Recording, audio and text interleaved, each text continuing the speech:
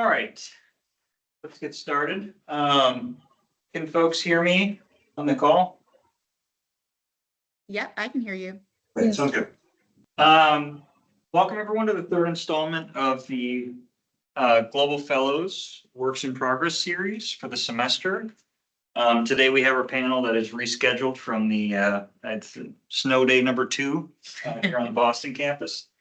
Hopefully we don't have any more of those. I know my schedule was a bit thrown off by the last one.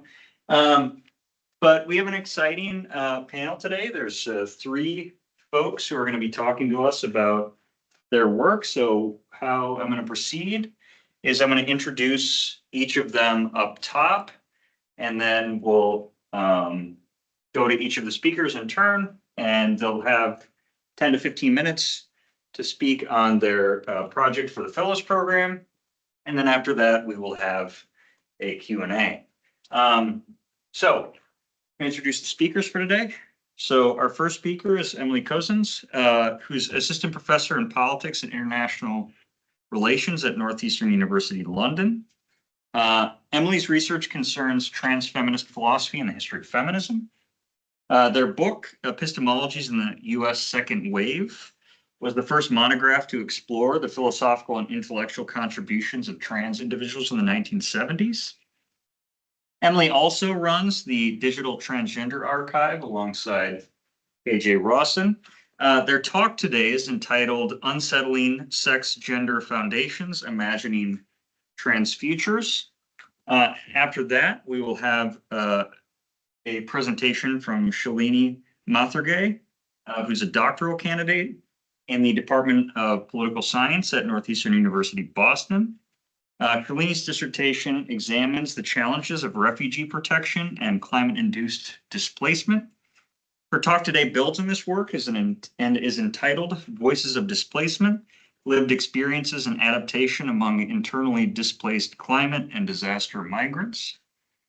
And then our last presentation for today will be Kara Michelle, who's an artist and assistant professor of race and social justice in the built environment at Northeastern University's School of Architecture and School of Public Policy and Urban Affairs on the Boston campus. She's an urban planner with a background in sculpture whose current art and research projects focus on community-led cartography and decolonial approaches to participatory map making. Kara's talk today will be entitled Atlases of Black Psychogeographies. We will start with Emily over on the London campus. So yeah, take us away whenever you want to.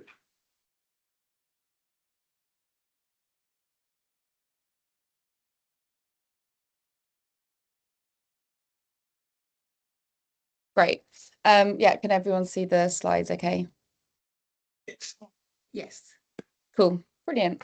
Well, yeah, thanks to everyone for organising and for managing to reschedule something from the snow day. And yeah, I'm excited to be able to talk to you about kind of where my project with the Humanities Center is at the moment. So it was called Unsettling Sex Gender Foundations, Imagining Trans Futures. And yeah, the theme of unsettling really kind of resonated with the work that I'd been doing over the previous few years, and also kind of where I was wanting to take my research over the next few years. So I'm interested in kind of unsettling sex gender foundations in a number of different ways. The first one is kind of unsettling pre-established narratives or understandings of, the development of sex gender knowledges. So there's an academic dimension to this, the way that we kind of think about the development of sort of institutionalized studies of sex and gender, in particular, the sort of development or chronology of feminism leading into queer theory, leading into trans studies. And actually kind of for me and for the research that I do, sort of trans studies, trans feminism, and trans perspectives are kind of essential to any sex gender theorizing. So I'm kind of trying to bring, what I kind of elsewhere have called trans epistemologies to the forefront of the way that we think about kind of feminism and queer theory. And imagining trans futures sort of, I kind of have been thinking about, if we want to, the method that I kind of have been using for unsettling sex gender foundations has been archive research. And it's my impulse that if we look towards the recent past, we can also create new kind of visions for how we go about imagining trans futures. So I'm gonna, yeah. So the research questions then that have kind of formed this project are twofold. Firstly, I was interested in what forms of knowledge sharing were taking place in UK trans communities between the 1950s and the 1990s. This is a significant period because it was before the internet. And yeah, it was after kind of self-publishing really took hold within trans communities. And secondly, is how can these intellectual and practical understandings inform contemporary sex gender epistemes and horizons of possibility? So my project then has been turning to 20th century UK trans history to ask these questions. A bit of background. So between 1960 and 1990, there were kind of hundreds of transvestite communities that were kind of published in periodicals during this period. These periodicals are rich histories of identity formation, and they're also very philosophically, politically, and intellectually significant.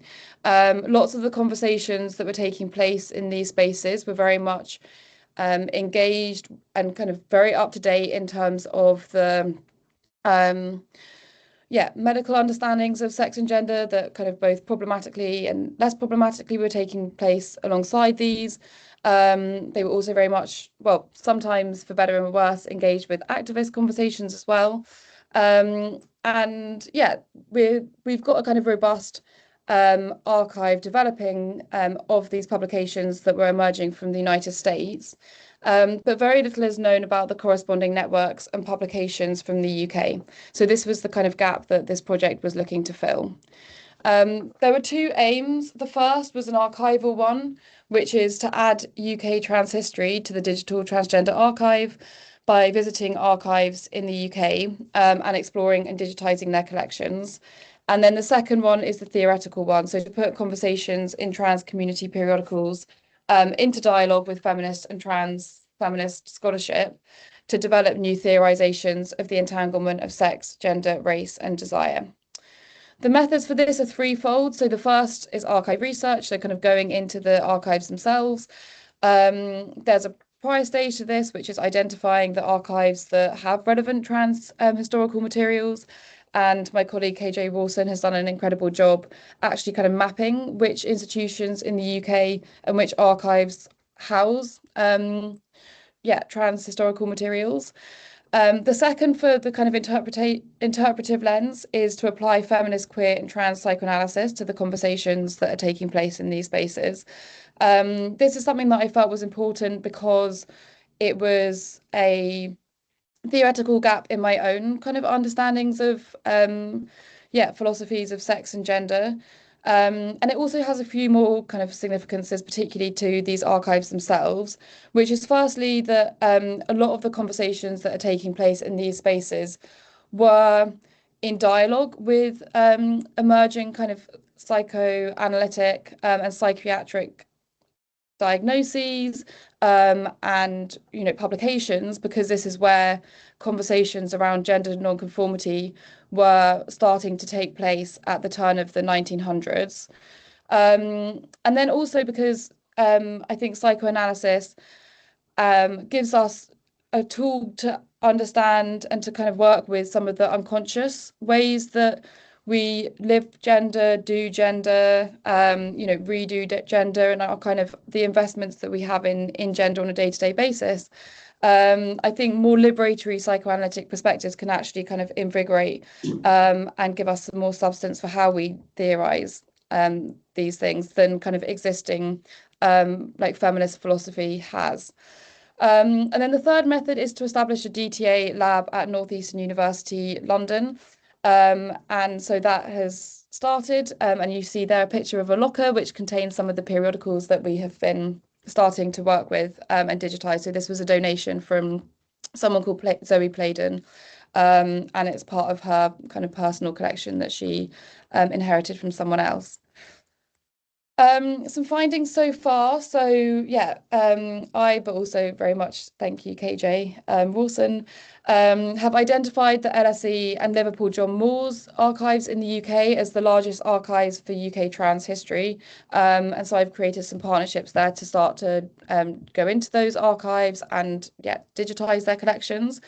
I've also found that there was a large transatlantic exchange in knowledge production, so between the US and the UK, and actually I've been interested in how much kind of the US periodical network has ended up in UK archives and UK collections, both private and kind of that are in institutions. And so this in turn has kind of infected the way that trans identities have been formed and constructed in the UK.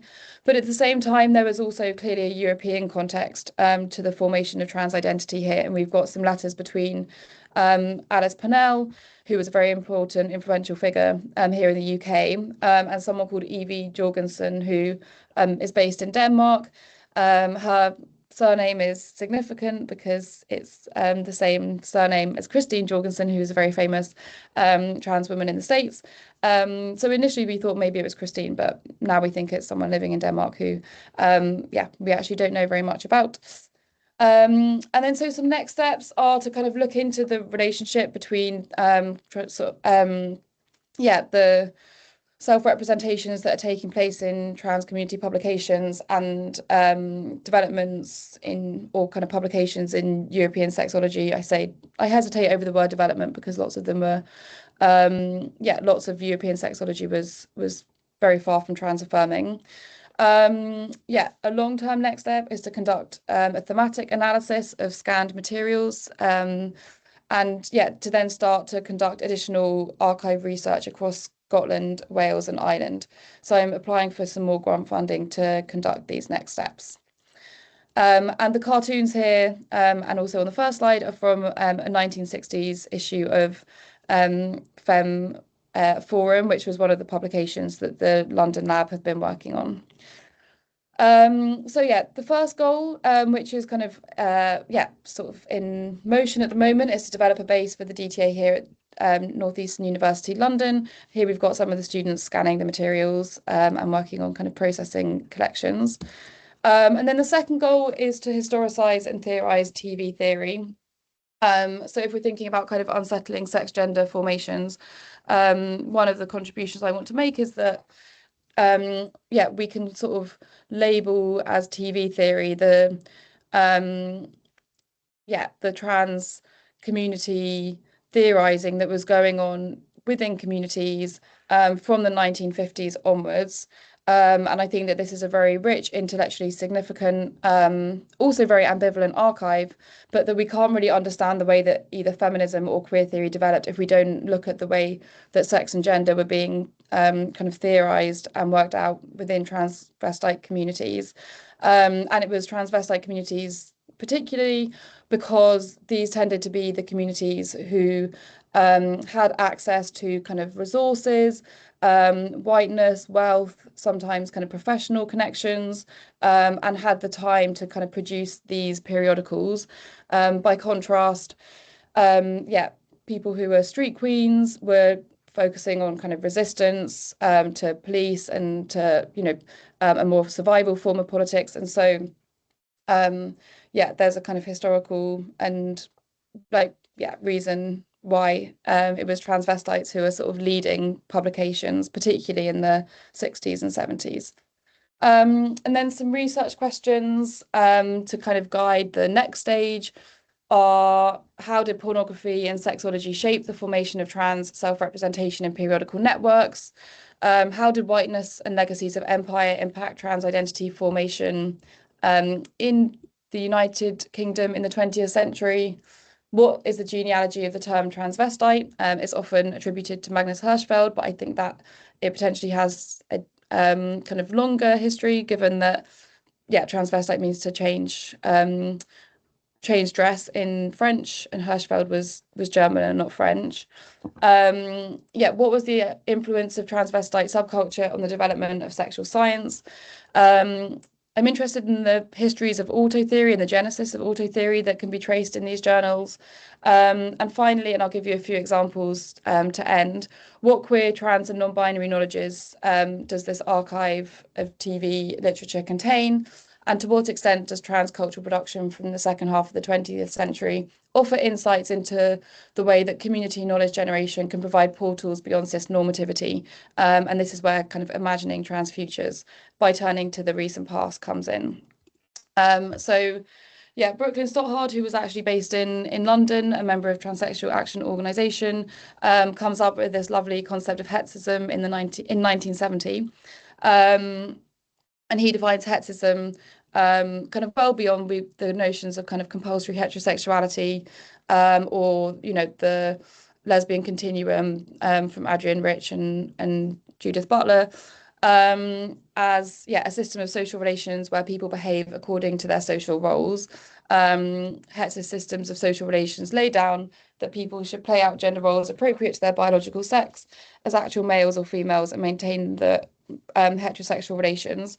So I think we get a lovely kind of anticipation of lots of the kind of academic ideas around sex and gender that were going to be emerging in the following decades, and that we see it here in a community publication from 1970. I think is historically and intellectually significant, and I think remains a useful term to this day.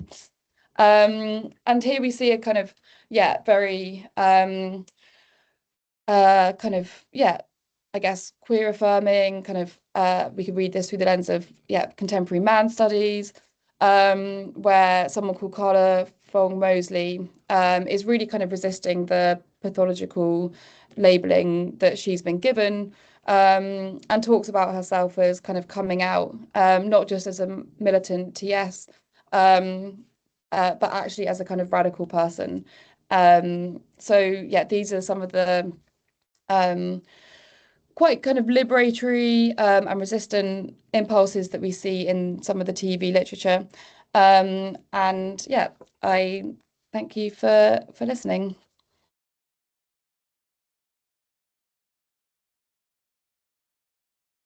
Thanks, Emily. That was wonderful.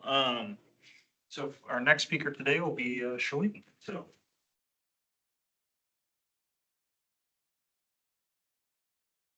You wanna? Okay.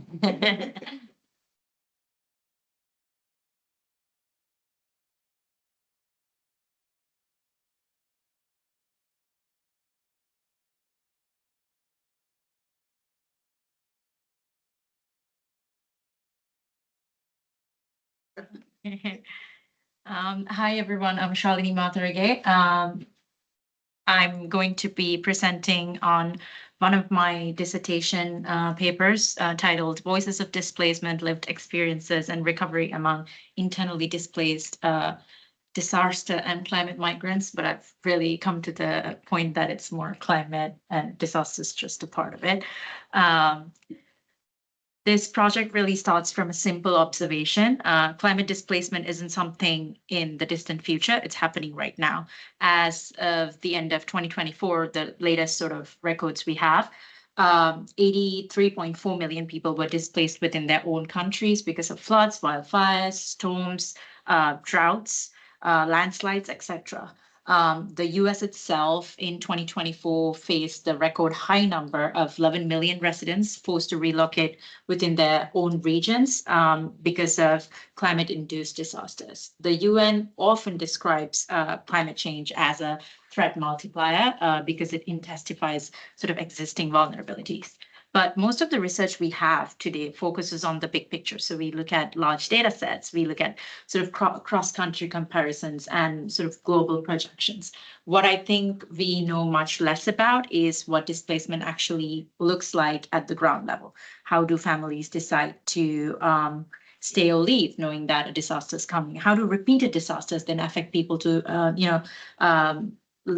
stay put and the sense of home identity, and then also trust in institutions? And what role do community networks, social capital, so to speak, play compared to formal aid?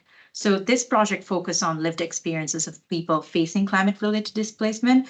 So instead of seeing displacement as a single event, it looks at how it unfolds sort of over time. So evacuation, temporary housing, rebuilding, sometimes even relocating to faraway places. So how these sort of processes then affect people socially and also emotionally. So the goal of the project is to then connect this like sort of large climate displacement conversation with what is actually happening at the ground level. Please.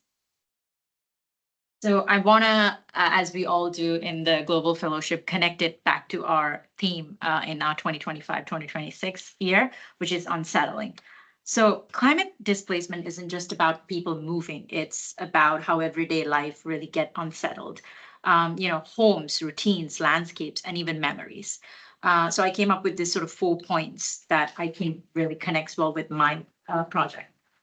In places like Australia, repeated bushfires and floods don't just destroy houses, it starts to really change how people relate to place. Communities begin living in sort of expectation for another disaster to happen.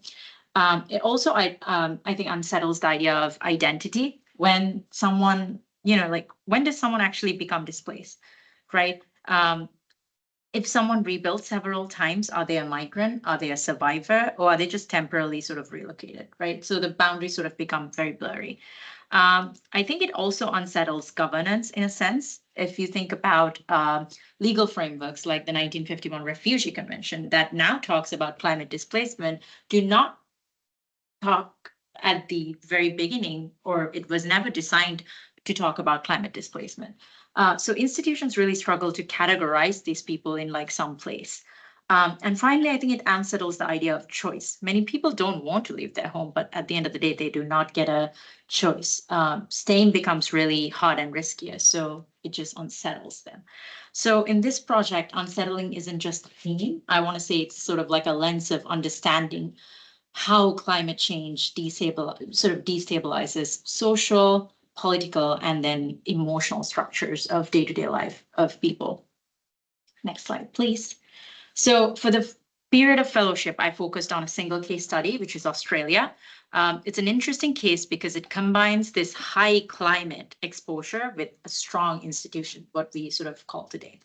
The country faces severe bushfires, floods, to multiple other sort of climate-related disasters, but it also has a well-developed disaster governance structure. The study looked at 3 disaster contexts, the 2019 Black Summer bushfires, which burned over 18 million hectares, destroyed over 3,000 homes. And then I also look at 2022 catastrophic floods in Lismore, Clarence Valley, which destroyed over 4,000 homes. And I should mention when I was doing fieldwork in Australia in October last year, actually, a town called Nimboida, which I visited 2 days before, started a bushfire. So on and off bushfires were happening in the very beginning of the summer of Australia. So the key question, or the key guiding question for this study that is really evolving as I, analyze the data I have, is how climate-related displacement unfolds at the community level when disasters repeat, right? And what are the push and pull factors that lead to people's decisions of staying, adapting, or just relocating altogether, even in a high-capacity governance structure like Australia? To explore this, I conducted 35 plus interviews, some in person in Australia, some online, looking at people's experiences of disaster recovery, decisions about staying, rebuilding, or relocating. Next slide, please. So with all that background in mind, I want to talk about a couple of initial themes that emerged from the interviews I was able to analyze. Next slide. Oh yeah, that one. The theme one. Sorry. So the theme one, next one. Sorry. Oh, you're going backwards. So the first theme that emerged in the data is the disaster impact, as you would imagine. The participants described the disasters across several dimensions: emotional, material, financial, and communal. The chart here kind of shows internal composition of this theme. The most prominent theme or the element that I found within the theme is loss of place attachment, which accounts for about 72% of the code references. People repeatedly describe not just losing their houses, the physical house, but losing routines, landscape, and memories tied to those places. We also see material damage and financial strains, which is about 11 and 9% of the reference.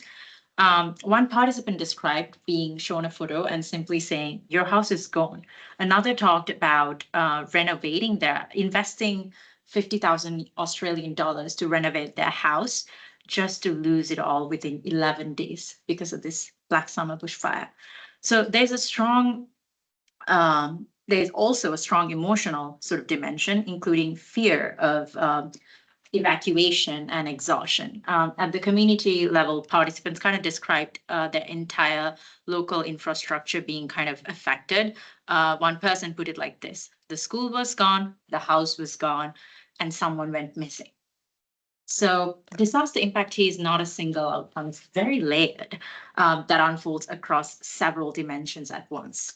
People are dealing simultaneously with the loss of homes, financial strains, rebuilding, and emotional stress when they still have to evacuate and save their lives, right? So it's not these impacts overlap and reinforce with one another, meaning recovery is not just about throwing what you have and rebuilding. It's something that you have to learn how to reconstruct your everyday life, stability, and sense of place all over again. Next slide. The second theme that emerged, I'm sorry if it's not as visible, is displacement trajectories. What we see across interviews is that displacement rarely happens as a single move, right? Migration, but it unfolds in sequences of stages, right? Evacuation is the first layer. So a lot of people talked about how they were escorted through convoys. They had to face road closures, prevented re-entry, stayed at overnight shelters in wharfs, riverbanks, and also in city halls, because those were the only safe areas. In flood situations, some residents were talking about how they were rescued by boats and taken into evacuation centers or hospitals because they were, heavily affected by the flood. And after that comes the temporary displacement period, right? Many people stayed with their families and friends first, a little bit away from the disaster, and then they moved to evacuation centers, or they got put in insurance arranged rentals, and others lived in caravans or modular homes until they were waiting to rebuild. For some households, this temporary phase lasted a year, but for some it was 2-3 years.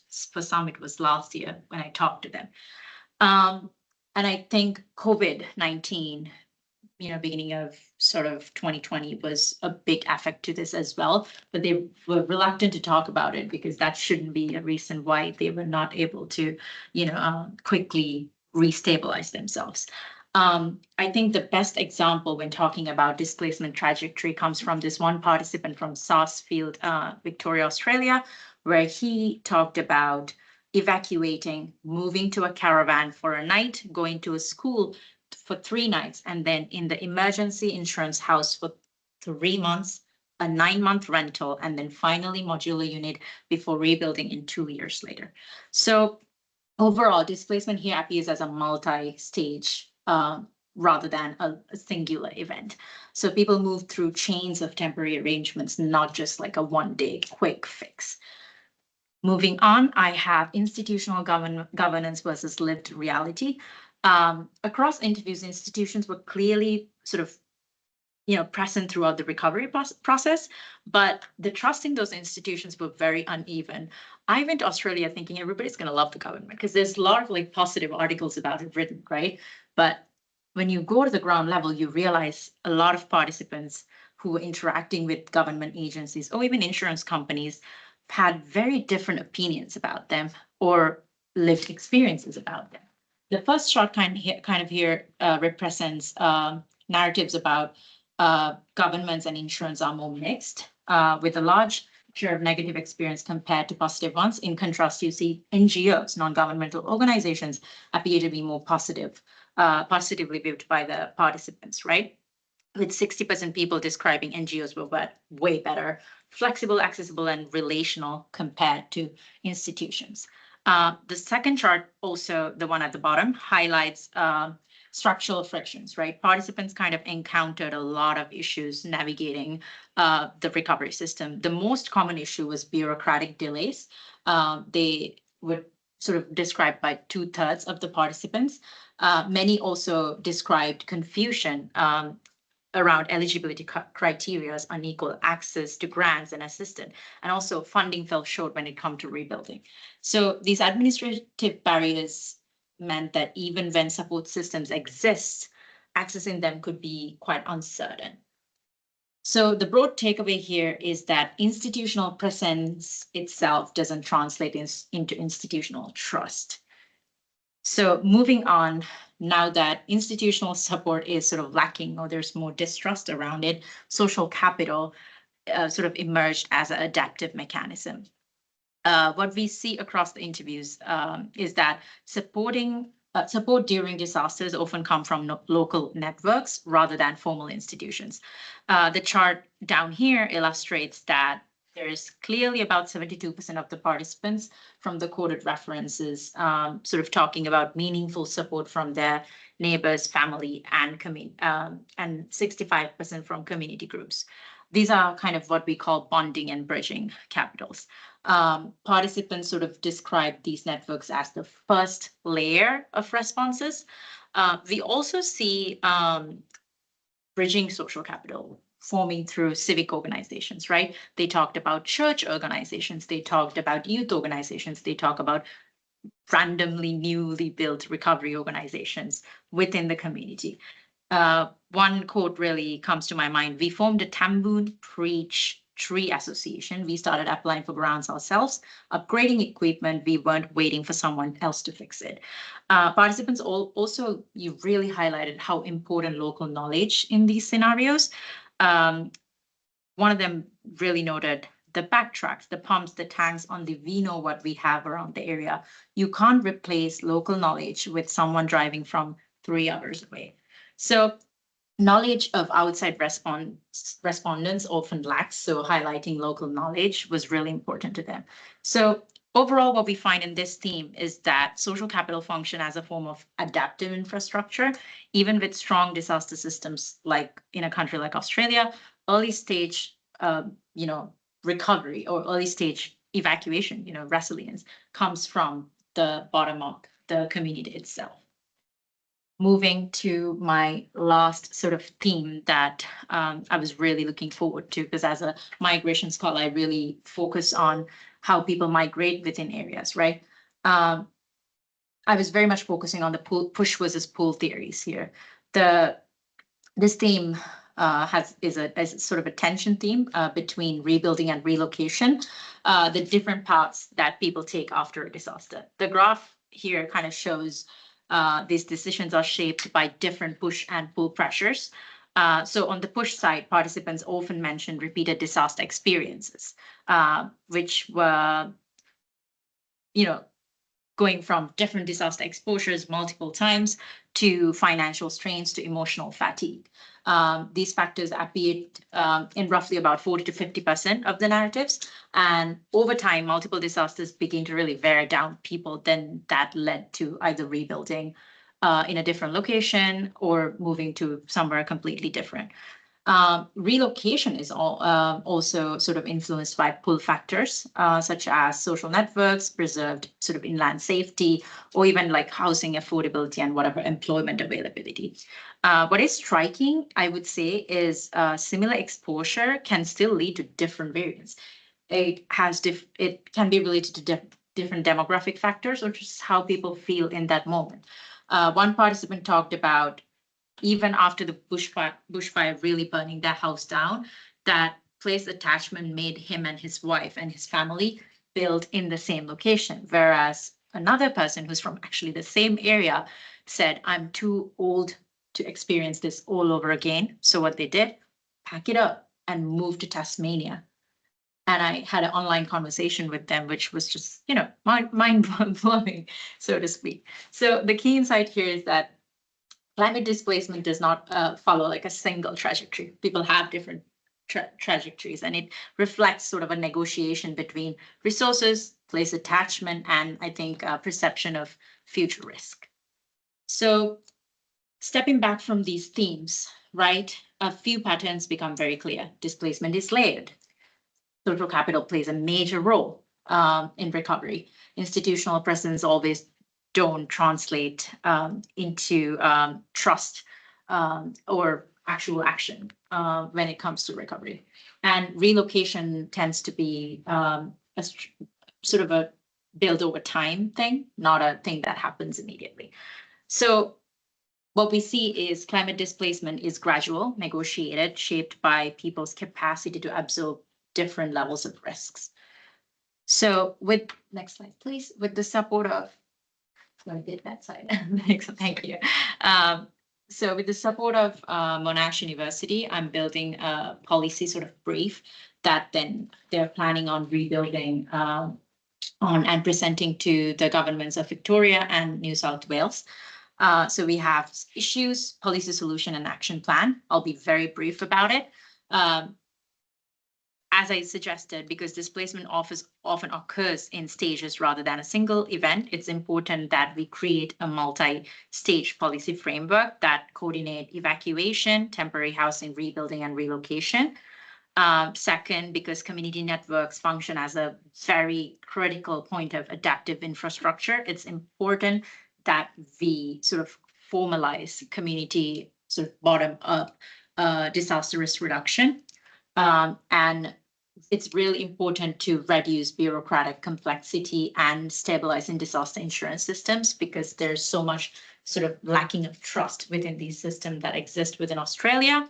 And finally, because relocation decisions tend to emerge after repeat sort of hazard exposure, it's really important to develop sort of anticipatory relocation and managed retreat frameworks instead of just waiting for people to figure it out all at the end, especially Australia being a very disaster prone nation that already know things are going to happen, like even, in the future. I think to conclude in the next slide, I want to say that this study really shows that climate displacement, even in a developed country, usually doesn't happen as a sudden break after one disaster, but instead it sort of unfolds gradually through stages like evacuation until rebuilding, as I talked about, with outcomes shaped less by risk itself and more by people's sort of ability to absorb risks through social networks, financial resources, places attachment, and functioning institutions. So it suggests that policy needs to act earlier by investing in communities and stabilizing the structures that exist already. And it's happening today. It's not going to happen later in the future. And we need to sort of, I think, focus a lot more on climate disaster that is being neglected quite a lot even today, even when we experience a winter storm that rescheduled this meeting today. But I want to go to the next slide, and which brings me to the end of my presentation. I'd like to thank Northeastern University's Humanities Center for providing me and the rest of our cohort a full year of Global Fellowship. And I also want to really thank Monash University's Fire Flourish Initiative, who brought me to Australia and helped me work through my project. And I want to thank the communities in Australia who were very open doors for me and interview them. But thank you so much.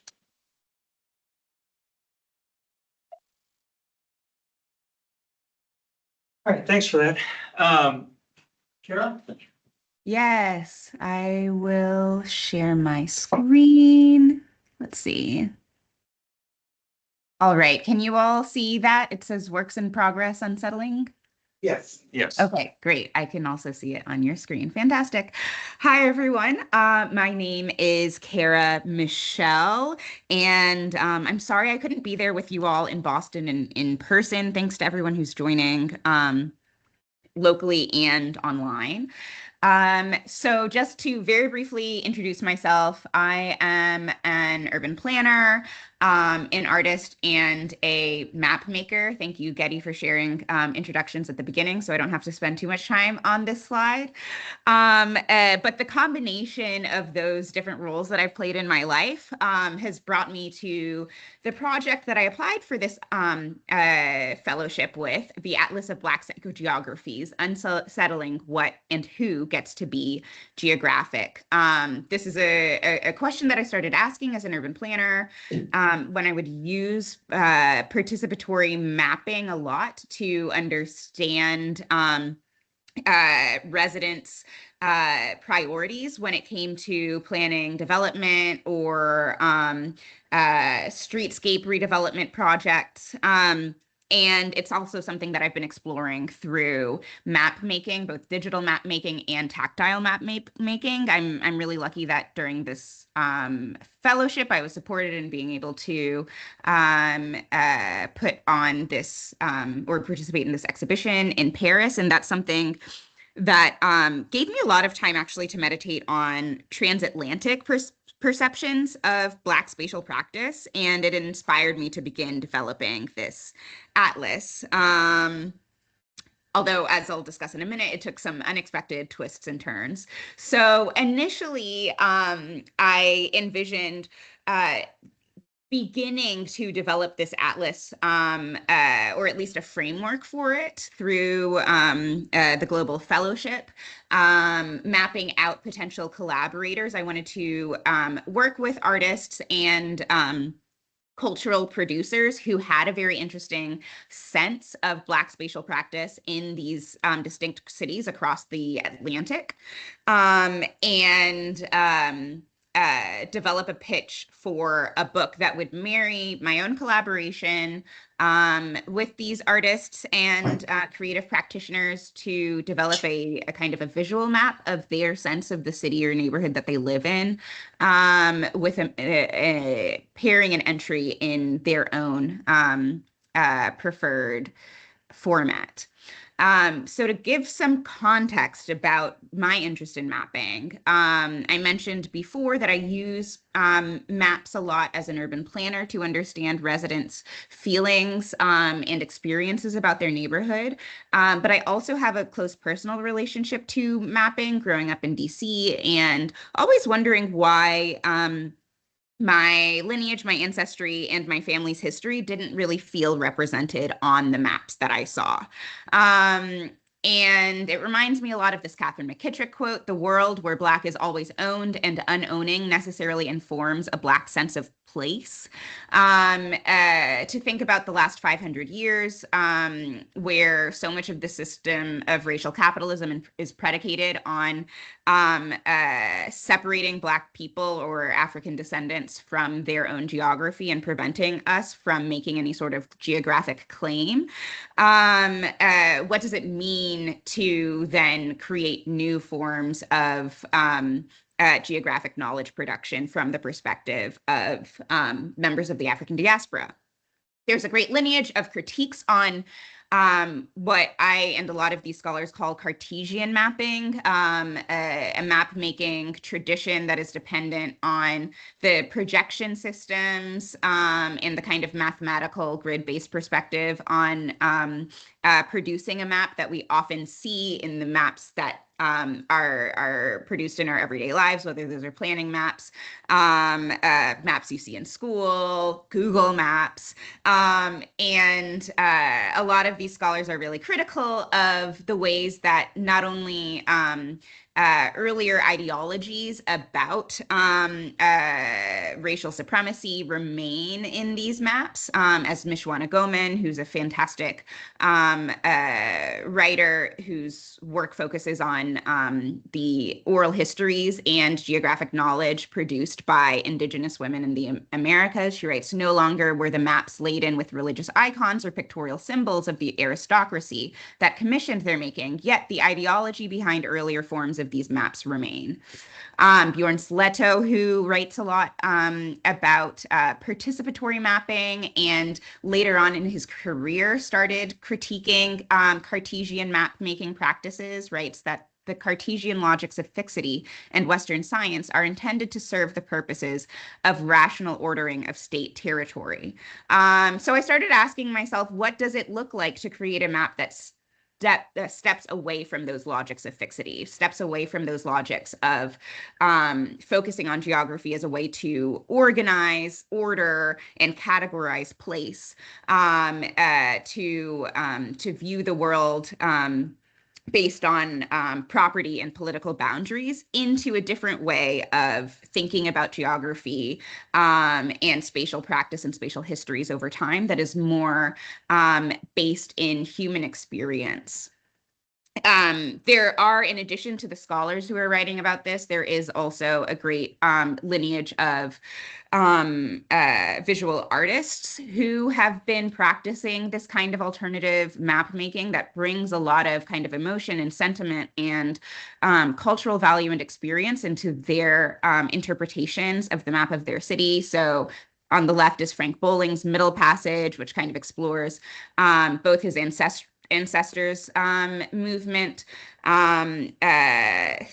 through the Middle Passage during the transatlantic slave trade, and his movement in his own lifetime from Guyana to New York to London. And it inspired me to start teaching and working with other ways of representing these stories, even on the kind of the flat two-dimensional form of the visual representative map.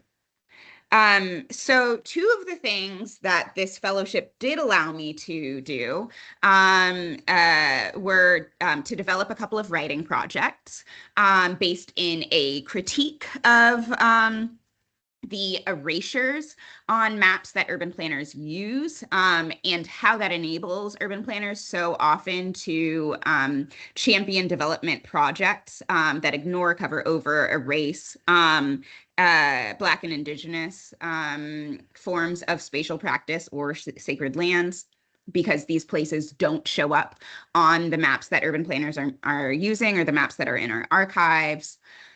And then also to question how we engage in spatial justice and environmental justice map-making practices and the limitations of GIS, Cartesian mapping, and our traditional forms of map-making. But the project ended up taking, or the fellowship ended up taking a bit of an unexpected turn when I joined the Boston Public Art Accelerator cohort this year. And it was a really exciting opportunity for me to bridge the direction that this Atlas of Black Psychogeographies was going in and root it back in Boston.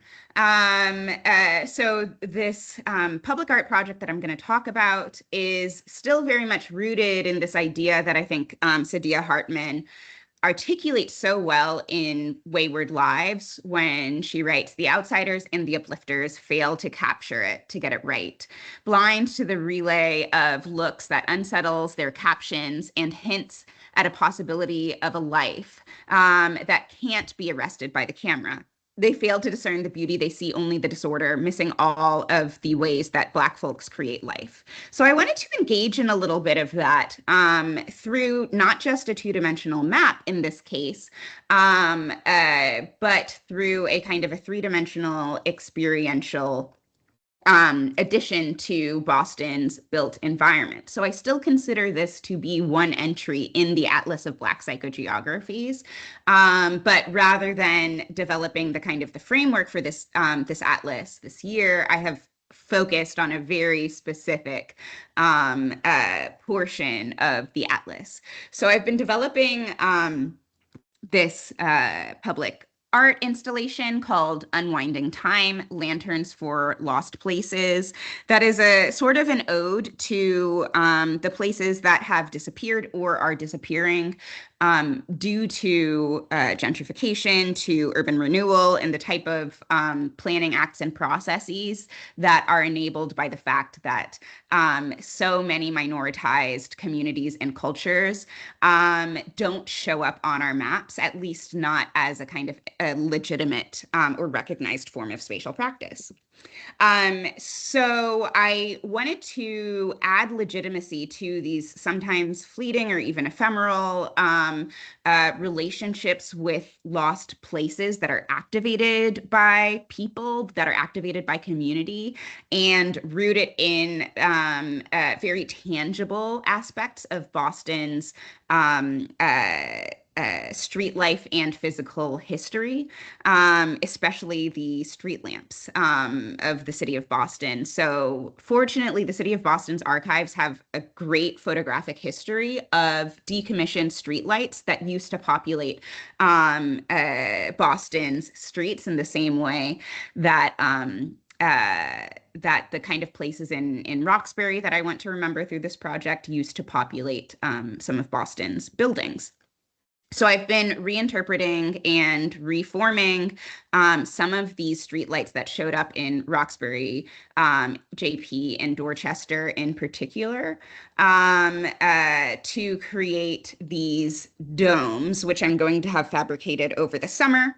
And inside of each of the domes, I am planning on working with 3 Roxbury elders to interview them about places that were important to them during their lifetime and have disappeared from Boston, and then distill a bit of that experience into a collage that will go on the interior, that I will install on the interior of the dome. So I use a very similar process to my participatory mapping workshops, which starts with remembering a place that has disappeared or is disappearing, telling a story about it in the way that the participant feels most comfortable telling the story.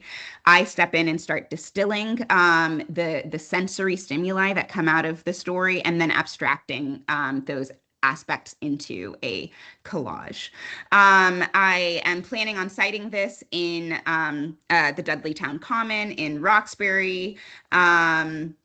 This is an important site because of Dudley Square Neighborhood Initiative's relationship to it and their work preserving spatial memory and fighting against urban renewal over the past couple of decades.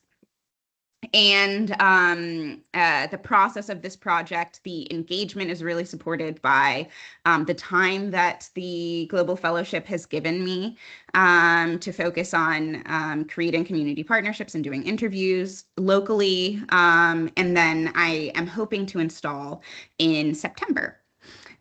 So we're almost out of time, so I'm gonna wrap up and say thank you all so much for being here, and thank you to the Global Fellowship for your support in this very kind of multidisciplinary approach that I've taken to my Unsettling project. Thanks, that was wonderful. So we're almost out of time. I don't know if I think we have like time for a question or two. Someone wants to get one in.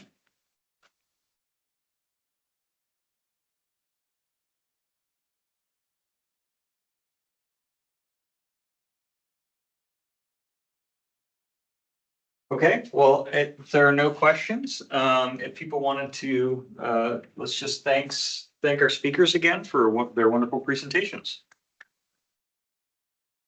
And thanks for coming to the 3rd installment of our Global Fellows Works in Progress. We'll have a last set of presentations on the 30th of this month, and we hope to see you all there. All right, thank you. Bye. Thank you. Bye.